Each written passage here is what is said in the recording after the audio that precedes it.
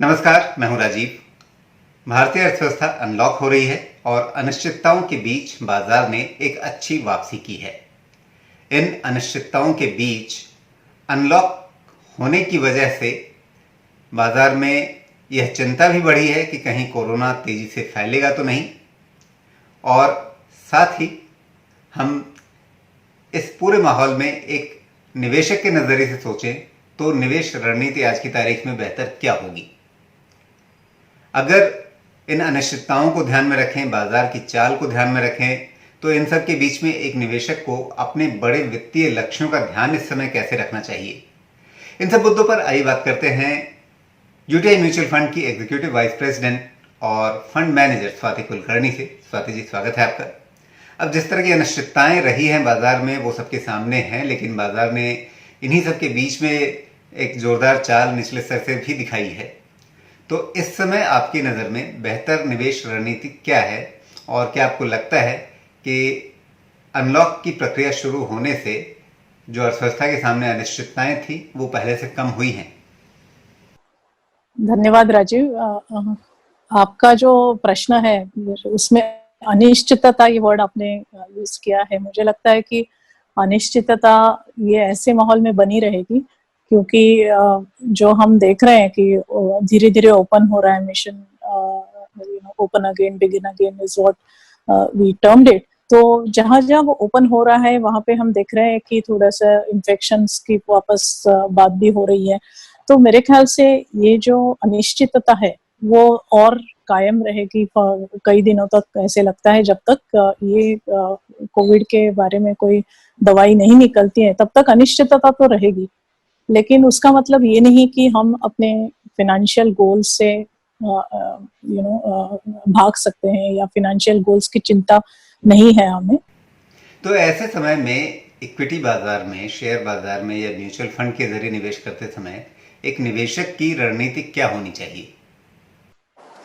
देखो, जब mutual funds में हम निवेश करते हैं वो एक असेट अलोकेशन को देख के निवेश करते हैं कि ऐसे नहीं हम पूरे 100% हमारे कोई एक टाइप के असेट में लगाते हैं, ना कि फिक्स्ड असेट्स, फिक्स्ड डिपॉजिट तरह के लगाते हैं, या ना कि इक्विटी ओरिएंटेड म्यूचुअल फंड्स में लगाते हैं। तो फर्स्ट इज असेट अलोकेशन, जो बहुत इंपॉर्टेंट है।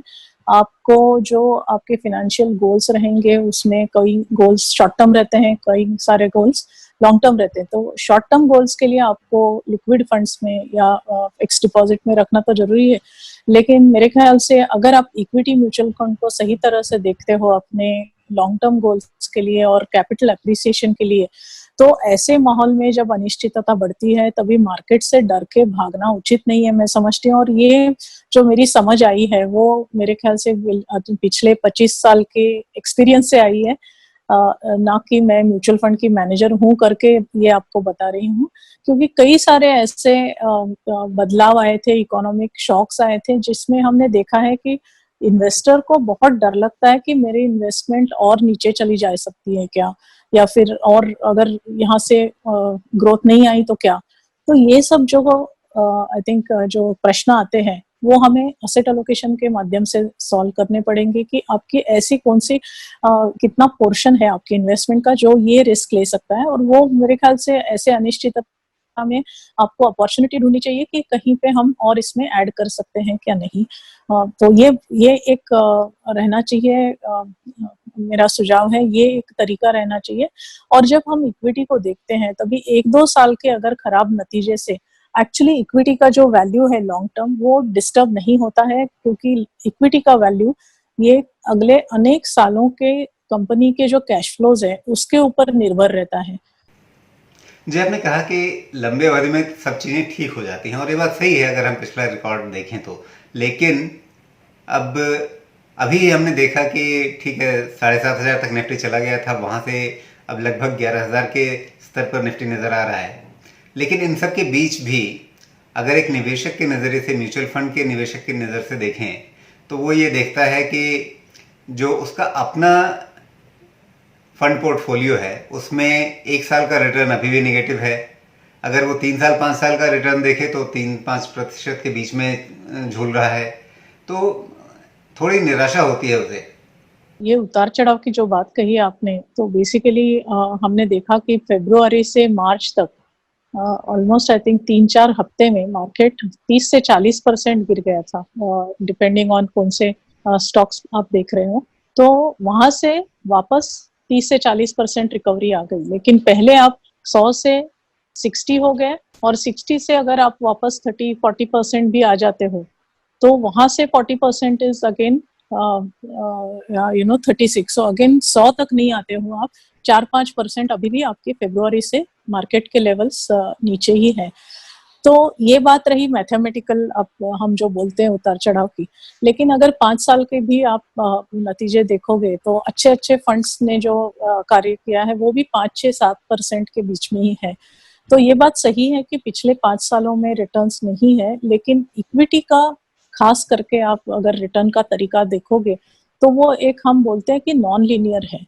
अगर कोई पीरियड में अगर रिटर्न्स खराब है, तो ऐसे भी हो सकता है कोई अच्छे पीरियड में इसके रिटर्न्स इतने ज़्यादा आ जाते हैं, जैसे मैं 2009 की बात आपको दोहराती हूँ यहाँ पे।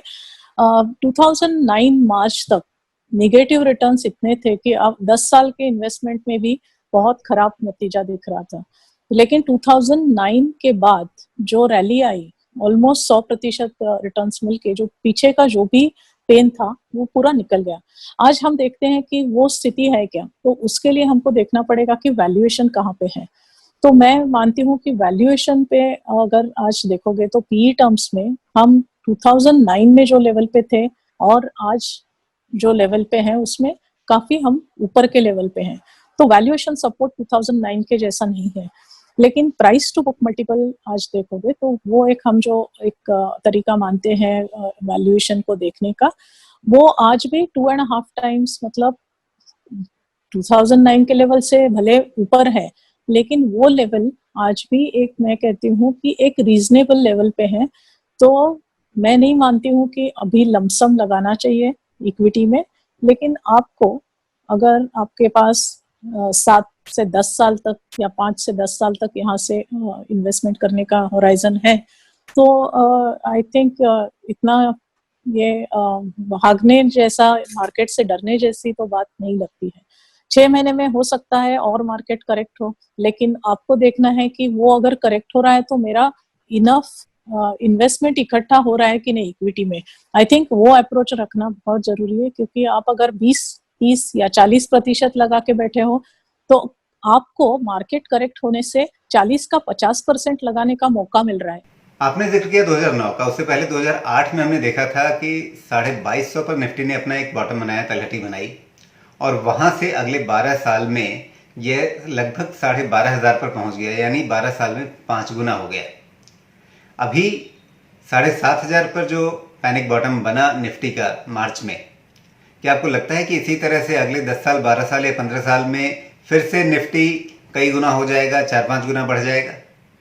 राजीव जी, आपने एक बहुत बढ़िया पॉइंट अभी बात बोला कि 7,500 लेवल जब मार्केट गया, निफ्टी गया था मार्च 2020 में, तो वहां से आप अगर वैल्यूएशन देखोगे तो वैल्यूएशन ये एक बहुत ही अट्रैक्टिव लेवल पे था। पी टर्म्स में price to earning multiple average के एक स्टैंडर्ड डिविएशन बिलो, मतलब उसके नीचे चला गया था। इसका मतलब क्या है कि जब इतना सस्ता वैल्यूएशन रहता है, तभी एक्चुअली इन्वेस्टर्स को डरना नहीं चाहिए, एक्चुअली इन्वेस्ट करना चाहिए। और आपने बात कही कि अगले 10-12 साल में क्या हम इसका मल्टीप्लायर इफेक्ट या मल्टीपल रिटर्न्स देख सकते हैं क्या? तो मैं तो मानती हूँ जैसा इंडिया ग्रोथ स्टोरी जो है, वो कोविड के वजह से एक उसको एक ब्रेक जरूर लग गया है, और वो पेंडेमिक होने के कारण ग्लोबली सभी इकोनॉमीज को लगा है। It is not India specific, ऐसे कुछ नहीं है। जो डेमोग्राफिक की हम बात करते हैं, तो डेफिनेटली अगर 10-12 साल में अगले 3 दशक तक हमारे जो पॉपुलेशन है वो यंग पॉपुलेशन रहने वाली है, मतलब कंज्यूम करने वाली है, कंजम्पशन अच्छा होगा। और जो हम बदलाव देख रहे हैं कि चाइना के इकोनॉमी पे जो इतना वर्ल्ड वाइड जो ये सप्लाई चेन के लिए जो चाइना की इकोनॉमी पे हम निर्भर थे, आज कई सारी ग्लोबल कंपनियां सोच रही हैं कि हम चाइना को कोई अल्टरनेटिव कैसे ढूंढे। तो मुझे लगता है इंडिया को काफ़ी यहाँ पे एडवांटेज मिल सकता है अगर आप 5, 6, 7 साल की बात करें, वो 1-2 साल में नहीं दिखेगा एडवांटेज, क्योंकि इसके लिए गवर्नमेंट से भी काफ़ी मजबूत कदम लेने की आवश्यकता है और गवर्नमेंट पूरी-पूरी वैसे कोशिश कर रहा है। ये सही है कि ये सारा बदलाव होने में, जो चीन से चीज़ें उठ करके भारत की ओर आए, ऐसा होने में कई साल लग जाएंगे। लेकिन ऐसा होने की प्रक्रिया में किन क्षेत्रों को खास तौर पे फायदा होने वाला है? एक निवेशक अगर इस प्रक्रिया का एक फायदा उठाना चाहे, अपने लिए मौके देखना चाहे, तो वो अवसर कहाँ पर नजर आते हैं आपको? देखो, अभी तो ये बदलाव ऐसे सोचा गया है कि और जैसे केमिकल्स इंडस्ट्री है या फिर हम सोचते हैं कि इलेक्ट्रॉनिक्स में जो असेंबली वाला काम है, ये काफ़ी तौर पे आ सकता है। वियतनाम ये इलेक्ट्रॉनिक्स में एक अपना एक कॉम्पिटिटर है, लेकिन मेरा मानना ये है कि जब इन्वेस्टर्स इसकी तरफ देखते हो तो ये भी देखना पड़ेगा कि ये सब चीजें ऑलरेडी प्राइस इन हुई है कि नहीं, क्योंकि आप देखोगे कि केमिकल स्टॉक्स पर्टिकुलरली या फार्मास्यूटिकल स्टॉक्स जो है, इसमें ज्यादा गिरावट आई नहीं है, तो सभी का एक वैल्यूएशन क्या लेवल पे है, इस पे इन्वेस्टर्स को जरूर देखना पड़ेगा। और मैं तो मानती हूँ कि ये ऐसे थीमेटिक इन्वेस्ट करना थोड़ा रिस्की है, इसीलिए डाइवर्सिफाइड फंड्स देखना ज्यादा अच्छा रहेगा ये माहौल में। लेकिन या in terms of initial benefits, I think chemical is one sector, pharmaceuticals, active, as I said, active pharma API जिसको बोलते हैं, एक्टिव फार्मा इंग्रेडिएंट्स, इंटरमीडिएट्स, वो क्षेत्र में, जैसे कि ऑटोमोबाइल एंसिलरी क्षेत्र में, ये सब क्षेत्र है जहाँ पे हमें लगता है कि एक बाकी सारे क्षेत्रों से पहले इसमें ऑर्डर्स ज्यादा आ सकती हैं, एक्सपोर्ट्स की अपॉर्चुनिटीज ज्यादा निर्माण हो सकती है। आपने कहा कि एक म्यूचुअल फंड निवेशक के नजरिए से थीमेटिक में जोखिम है, इसलिए डाइवर्सिफाइड विविधीकृत फंड के जरिए निवेश करना ज़्यादा बेहतर है। ये बात ठीक है, लेकिन एक फंड मैनेजर के रूप में तो आप ज़रूर मौके देख रही होंगी। आपकी नज़र में कहाँ पर ये नए अवसर ज़्यादा दिख रहे हैं? हमारे फंड में फार्मास्यूटिकल्स में एक ओवरवेट पोजीशन हम लेके चल रहे हैं। इंडेक्स में अगर 5-6% है तो हम ऑलमोस्ट 10% का लेवल फार्मा सेक्टर में लेके चल रहे हैं।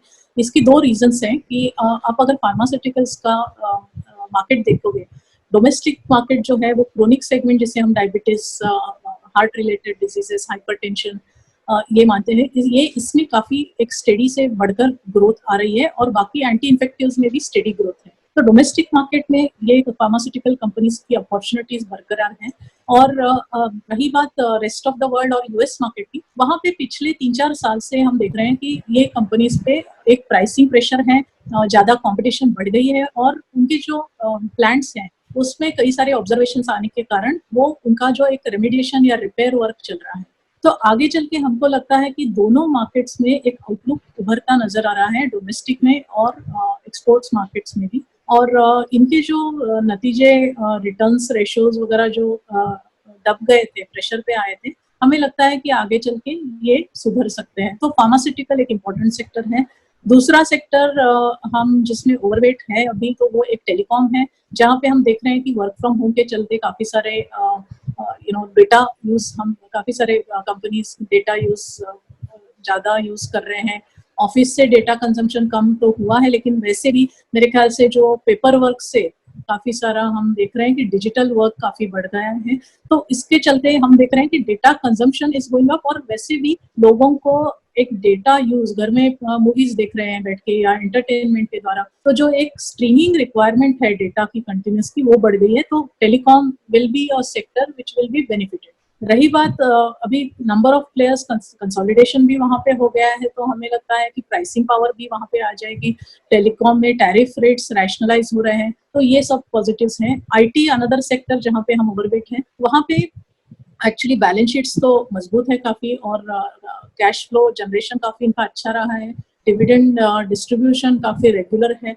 और हमको लगता है कि आगे चल के जो कई सारे इनके क्लाइंट्स है आईटी कंपनीज के, उनको एक डिजिटल ट्रांसफॉर्मेशन के बारे में सोचना पड़ेगा, और इसमें उनके जो अभी जो शायद नए प्रोजेक्ट्स पोस्टपोन हुए होंगे, लेकिन जैसे ही ये नॉर्मलाइज हो जाएगी सिचुएशन, हमें लगता है कि ये सिचुएशन का अनुभव लेके काफी सारी कंपनियां अपने अपने आप को डिजिटली एनेबल कर देंगी, और उसमें अपने इंडियन कंपनीज को काफी अपॉर्चुनिटीज रहेगी ग्रो करने की। तो वो एक सेक्टर हमें ओवरवेट है। रही बात बैंकिंग सेक्टर की, हमारा एक्सपोज़र ज़्यादातर पे प्राइवेट सेक्टर बैंक्स और पब्लिक सेक्टर में जिनके पास कॉस्ट ऑफ डिपॉज़िट काफ़ी कम हो, जैसे कि करंट अकाउंट और सेविंग्स का बैलेंस ज़्यादा हो डिपॉज़िट साइड में, और जिनके पास कैपिटल एडिक्वेसी हो, वहाँ पे हम ज़्यादा भरोसा कर रहे हैं।